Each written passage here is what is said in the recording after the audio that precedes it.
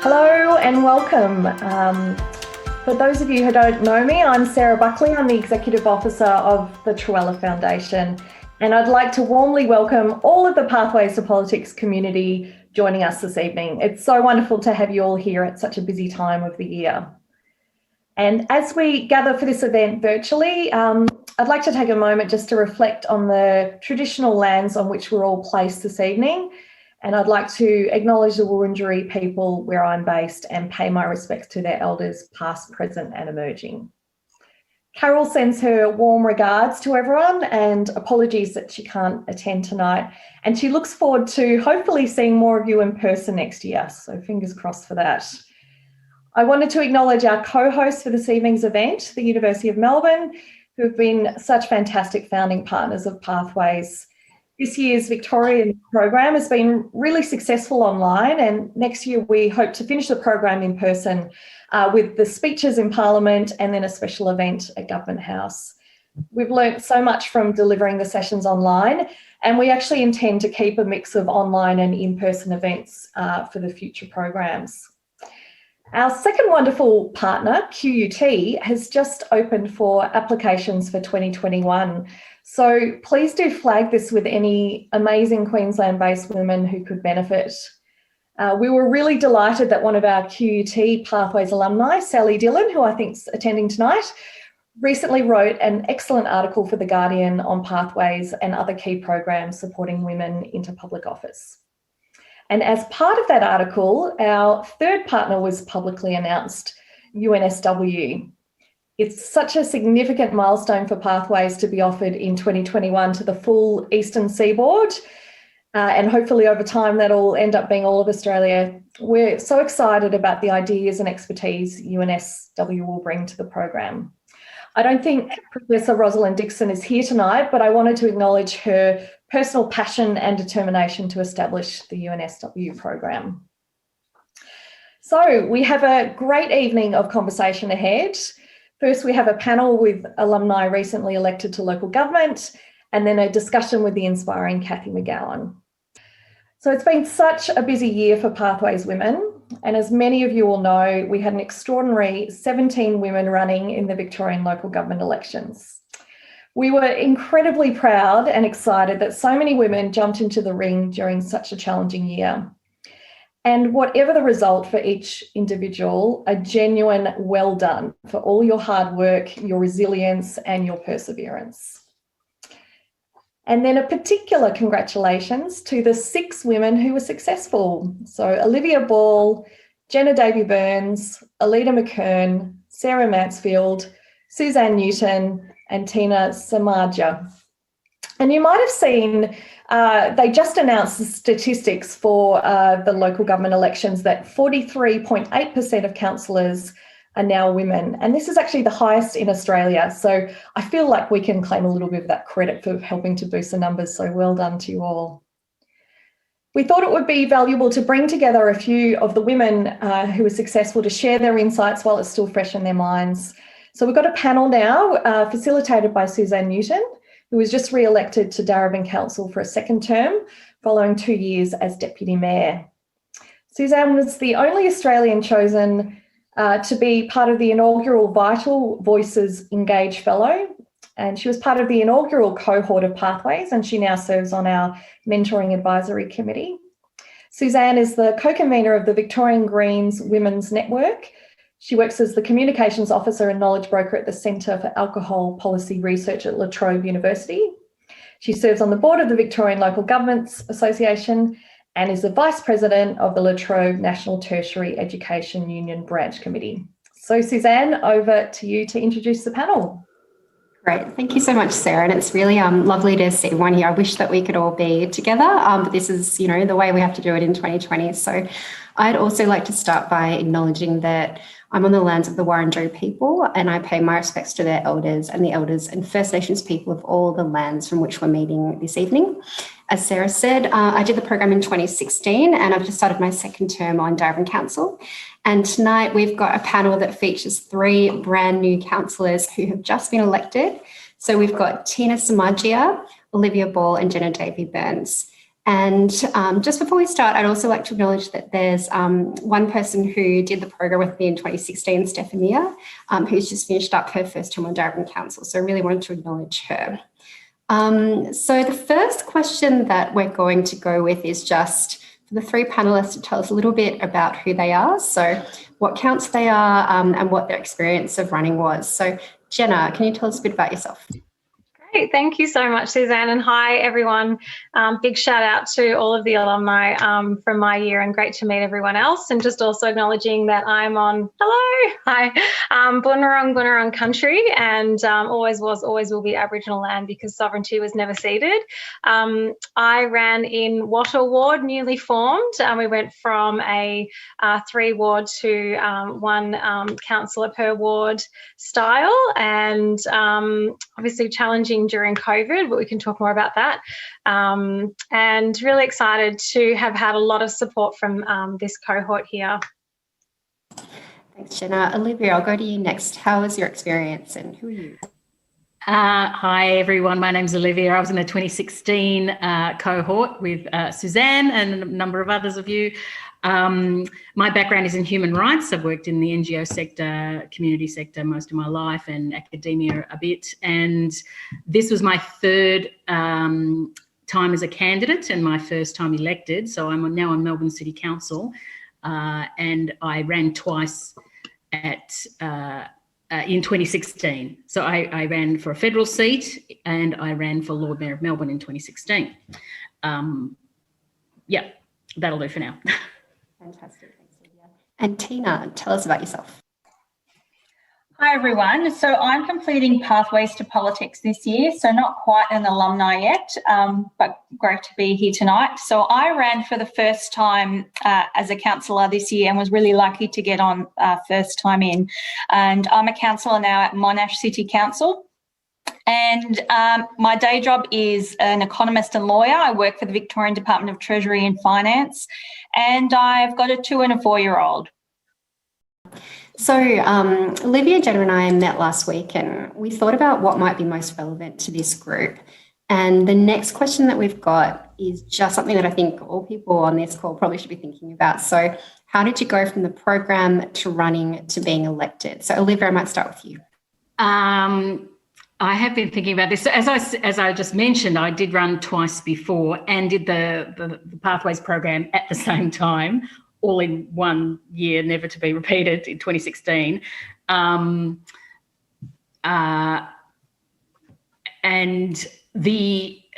it's been a really interesting process because the first 2 elections I ran in 2016 were unwinnable. I ran in an unwinnable federal seat in the Greens. It was unwinnable for the Greens.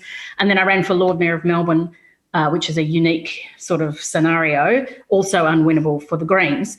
And this time I ran in a winnable seat for the first time, and it's no guarantee, of course, but winnable. And of course, I won in the end. And in spite of all of that, much lower profile. So those 2 previous campaigns I ran were much more high profile, much more demanding than this. This was about campaigning and running the campaign and getting everything out the door, as it were, online usually, but not having to do any speaking, not having to attend any, meet the candidates forums, because the Lord Mayor in the City of Melbourne, this unique scenario, the Lord Mayor is the face of the campaign and they do all of that, which I did previously, but crazily. It's because the media is only interested in who's going to run for Lord Mayor, and that's directly elected in the Melbourne, unlike the other councils. So they get all the press and all the attention, and those of us who are actually have a hope of actually getting on council get no attention whatsoever, which suited me just fine. That was great, just going under the radar. But getting on council, which is crazy because I haven't, been examined or tested in the same way. But anyway, that's how it is. It's crazy. And how did you feel when you found out you won? We had a bit of a scare. I must say we had a bit of a scare when I ran for Lord Mayor, the scare being Robert Doyle, who was Lord Mayor at the time. There was rumours going around Town Hall that he thought we could win because Greens ran a very strong second in central Melbourne. So in 2016, the night before the results, we suddenly thought, oh my God, what if we win? we hadn't game planned the possibility we might win. And of course we didn't. But this time we did have a bit of a panic of the opposite kind. And it was the same week virtually as the American election. And we had a bit of a Biden pattern, lower than anticipated vote at the beginning. And then our vote every day of the count increased. And of course I got over the line. But we were worried, I must say. But yeah, did very well in the end. Fantastic. Congratulations. Tina, so you were saying you were doing this program this year. So how was it campaigning and doing the program at the same time, and how's your experience been this time getting elected? I was in the middle of saying it's just been hell, absolutely hell. And I just think it's amazing that so many women even ran, and I think that just needs to be acknowledged. You know, during a global pandemic, you know, I took a whole bunch of time off work. There were periods there where I couldn't even access childcare. So what it meant was a lot of all-nighters after my children were in bed. That was towards the end of the campaign. But if I just go back a step, I suppose, to when I first formed this notion that I would like to run for council, that was towards the start of the year. And I believe I received an email. I get the emails from the University of Melbourne, and I got one about the Pathways to Politics program. And I did know some women who've done it before. And I kind of opened it and looked into it, sort of almost wistfully thinking, oh, wow, that would be a great thing to do. And I didn't realise that it would be something that was suitable for women who are aiming for local government. So I was really excited to read that. Well, no, actually, it supports women who are interested in running for office at any level of government. So I applied and I got in, and I was forming my campaign plan while I was doing Pathways to Politics, and it was sort of perfect timing in that the first few modules were all about, I suppose, looking internally at yourself and why you want to run and what matters to you. And I guess when I saw those modules, I thought, just get to the chase. You know, how do I win an election? But on reflection, they were the most powerful things that really made me develop a sense of my own internal compass about what's the right thing to do, what's the wrong thing to do, what do I want to say in this scenario, what do I want to hold back. Just gave me a real sense of power, I suppose. And then towards the end of Pathways to Politics, you get into that sort of stuff around media skills, writing, speech writing, that sort of stuff. And that's all stuff you add on once you have that real solid internal core to guide you about, you know, why you're doing this and what matters to you.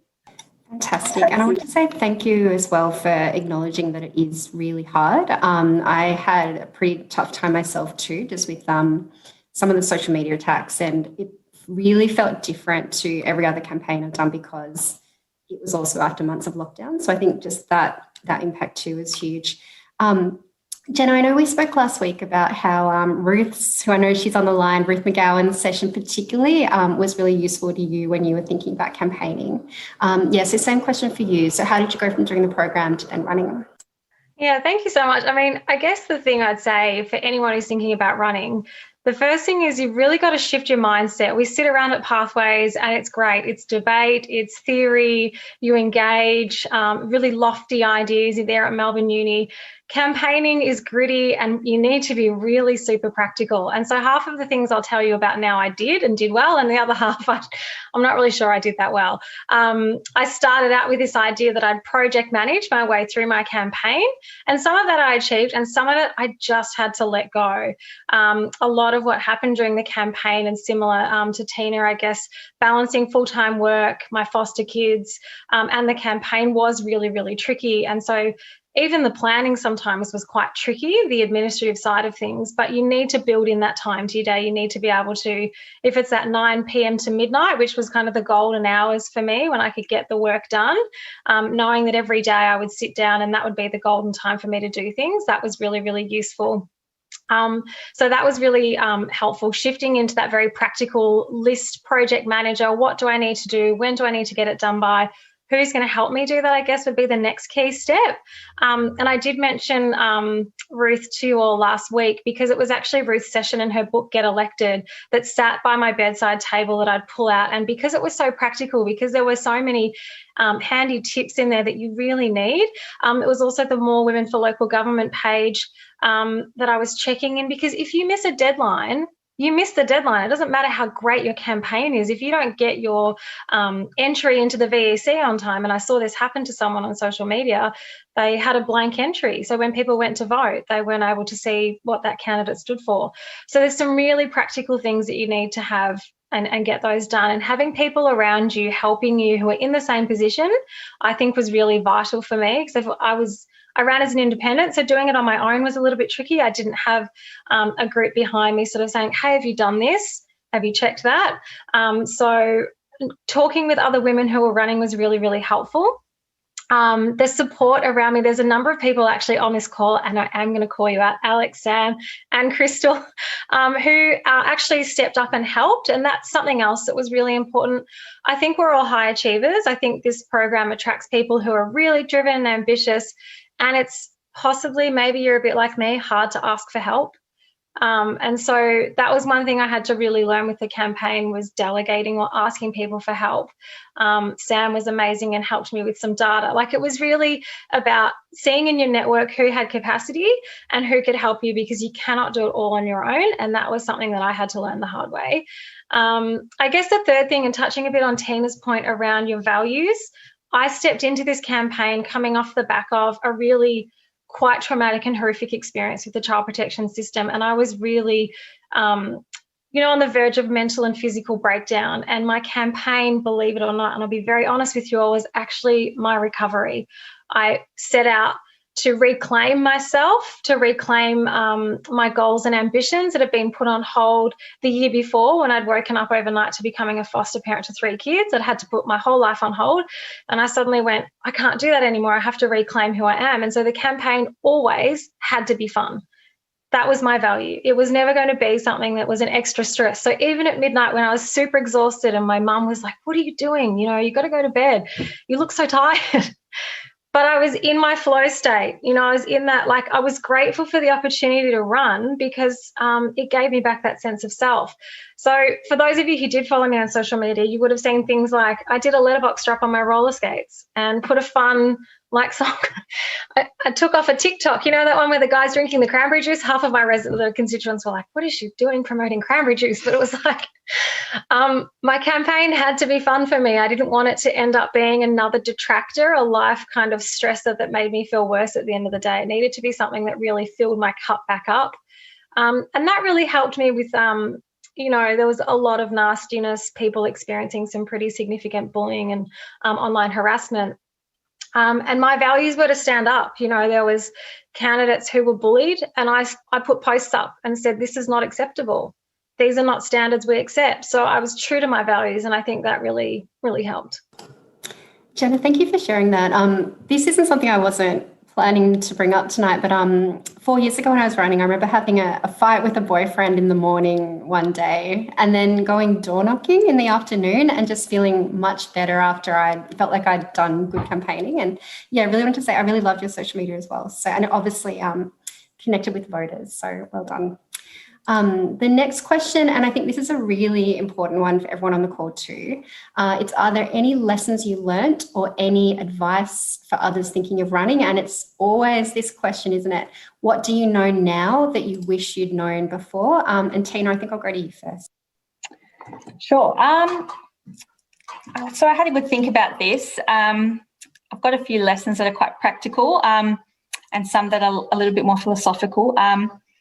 So for me, my big lesson was devote more time to letterbox material rather than Facebook. I know that some candidates might have a different view, but for me personally, in terms of the people in my ward, in terms of their demographics, the steep learning curve I had to go up to even get onto Facebook and understand its ins and outs and set up a page, and I just felt how much time I spent on that. I'm not sure if the return was justified. So, that was one lesson I'll take out for next time. Distributors can be unreliable. I think next time I might rely on more volunteer labour. A lesson I learned was that people really valued one part of my campaign that I didn't quite think they would, and that was the fact that I didn't accept any donations. Yeah. And I did a Facebook post on this, almost as a grumpy, sort of in spite about. I heard someone boasting about how much people that they, how many donations that he had received, and I thought, well, I haven't received any, and I think that this is a valuable thing, and I'm going to, go out with it. And I received such a great reception from that on Facebook, and I just think that next time I'll highlight that in my other material. Fantastic. And one more is that I think it's really important to learn about and understand your ward and your constituents, and think very deeply about that their hopes, fears and aspirations, and how that matches up with the other deep thinking you need to do about your aspirations and what you want to achieve and why you're running. And I think many people sort of come in and sort of know one or the other. They know themselves or they know their constituents. And one lesson for me is that it's really important to know both. Yeah, I really resonate with that. So when I first ran 4 years ago, it was an area that I didn't know that well. And so the importance of listening to and finding out what mattered most to them was crucial. I'm going to go to Jenna, you next. What lessons did you learn? Yeah, thank you. I guess one of the key things was prioritisation. So in the early days, I had some really good contact with community groups, and I think that was what set things up really well. When you think about the time that you have available, it's really crucial to identify who in the community has influence, who can you have really meaningful conversations with to then influence the way, and people will turn to those community leaders and ask for their opinion and perspective. It's something that I wish I'd done more of throughout my campaign. I think I started really well, and then you do get distracted. There's a lot of things coming your way. So I guess that second thing is to try and do regular check-ins. It's hard to find time when you're campaigning and working and living your life to take time out, but to check in and really reality test where you're at, especially because we're in lockdown. I did get the sense sometimes I was living in a bit of a bubble. The third thing I would say is I utilise social media really heavily. I used to run a blog online, and one of the things that I loved about the campaign that I ran was that I did a series called Talk It Up Tuesdays, and Ruth actually joined me for one yesterday, and it was really fantastic. But the idea of it really was to platform other candidates around Victoria, and it was really exciting for me to see that my ward really responded to that idea. That there was a couple of friends who were like, what are you doing? Why are you giving space to other people in your campaign?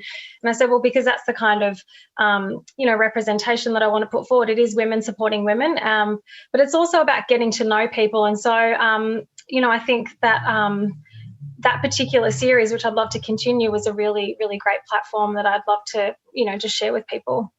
Olivia, what would you have liked to have known? What do you know now that you didn't know before? I can, if anyone's interested in what it's like to be on council, and this may be generalisable to other levels of government, those of you other present can tell me. I can tell you, rather than talk about campaigning in particular, which the others have done, in my vast 3 weeks of experience on council, it's really struck me how much I didn't know, but how much I couldn't have known. There's other experiences in life which I think are comparable that you can't know until you're in it. With the possible exception maybe of people who work as political advisors or in political office, in a very intimate way with another politician before they run. They might know a lot more about it than I do. But all of my efforts as a candidate were on trying to imagine, of course, what council is about and understand, not imagine, but learn and understand and grasp what it's all about and match myself as a candidate. And this focus on always having the right answers to everything. The most terrifying thing for me was always councillor forums, because you could get any question at all about anything, and feeling like you have to know all the answers, and you can't. And even presenting yourself as a certain kind of person that's suitable to this role is, again, just an act of kind of projection and imagination.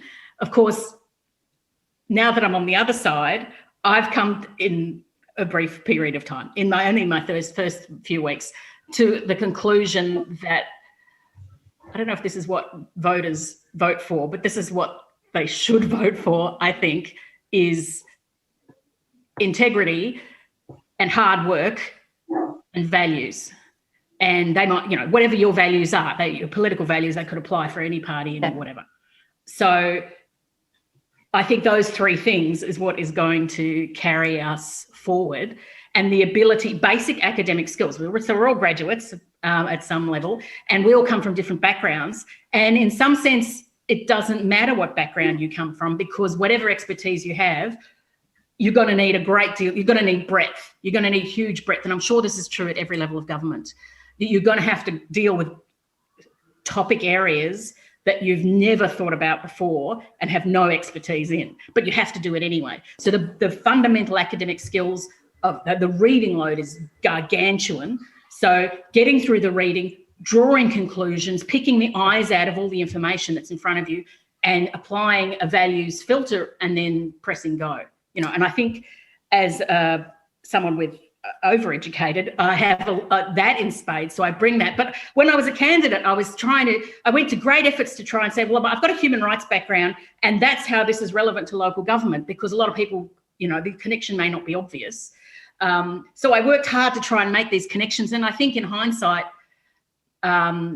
what being a human rights professional says to the electorate is about my values. That speaks to values. I don't have to fit them all together necessarily. But if you can demonstrate that you have integrity, and I don't know how to do that, frankly, but I think that's what people should be voting for. Integrity, hard work, some degree of general ability, of course, and then values. And I think I might, Olivia, I'm going to wrap you up. I'm going to take your microphone. Can I just say one last thing? Yes, go ahead. There's an article I will put in the chat that took from 5 years ago, that it took me ages to find, but I found it because it talks about why women who have generalist backgrounds are ideally suited for politics. And I read this 5 years ago, but I've always remembered it. So I'll put it in the chat for you. Thanks. Fantastic. Thank you. I really respond to that, the values alignment. And Tina, I really think that what you were saying about, that people responded well to no donations, I think people see if you have integrity, and that's through how you work, your decision making, etc. And I know you've got to hop off. So the last thing I wanted to ask you was, what is something that you want to achieve in the next 4 years? There's no sort of one thing, but one of the main sort of drivers for joining council was that I felt that my ward hadn't received the attention that other wards had, and in particular, in terms of facilities for local families. So I think focusing on things like local playground upgrades. There's some real exciting ideas happening with something that's called the Monash Gallery of Art. It's a photographic museum that's in my ward. So I'm really keen to see what we can do in that regard as well. All right, and I reckon we'll say goodbye. So, Tina, thank you so much for your time today. We all really appreciate it. Great. And Jenna, what's something you want to achieve in the next 4 years? Oh, thanks so much. I did forget to say just before that the other practical tip that might help is using Google Sheets and Google Docs, because someone quite late in my campaign said, start storing some typical responses that you'd use and have things there, because you sometimes end up writing the same things. So there's lots of little tips and tricks that I recommend, and probably it's overload to hear it now, but if you are campaigning, it's all those practical hands-on tools that really, really help you when you're feeling stressed and you're really time poor. So I just wanted to add that to the comment before. When I was talking to Ruth yesterday, she made a really good point about sitting down and thinking about my true north and thinking about what my 4 years might look like on a page, and hopefully she's going to be running workshops on it, which I will be joining. But really, when I think about these 4 years, I mean, there's lots that I want to do, and similar to Tina, I've got a list of things. There's a list of things happening, like the Suburban Rail Loop project is kicking off in my ward. I'm having to very quickly learn all these engineering terms that are making me feel a little bit nervous, but I'm getting across it very quickly as much as I can. But actually, it's about getting to the end of the 4 years and looking back and seeing that I have lived true to the values that I came to council with, and that is around increasing and improving our inclusive community, that I'm accountable, that I'm transparent, and that it's community-driven decision making. That was one of the key reasons why I wanted to bring my skills to council, was because I do lots of co-design work. I do work with communities, advocating and putting forward ideas, and ideas often for change, ideas for social justice. So for me, it's at the end of those 4 years, I want to be able to look back and have that personal check-in with myself and the integrity around what I've done and what I've been able to achieve. And hopefully that many or most of my community also feel the same. Awesome. Thank you, Jenna. And Olivia, what's something you want to achieve in your term? It's funny, the Lord Mayor has just asked me this exact question, and we refuse to nominate one thing, because we have a huge list of things we're going to nominate. We want to achieve as Greens, and we try and tick them off as we go. If I had to nominate one thing, it would be making real the declaration that the City of Melbourne has already announced, that we have a climate emergency. And what does that mean in practice? And how do we act like we're an emergency?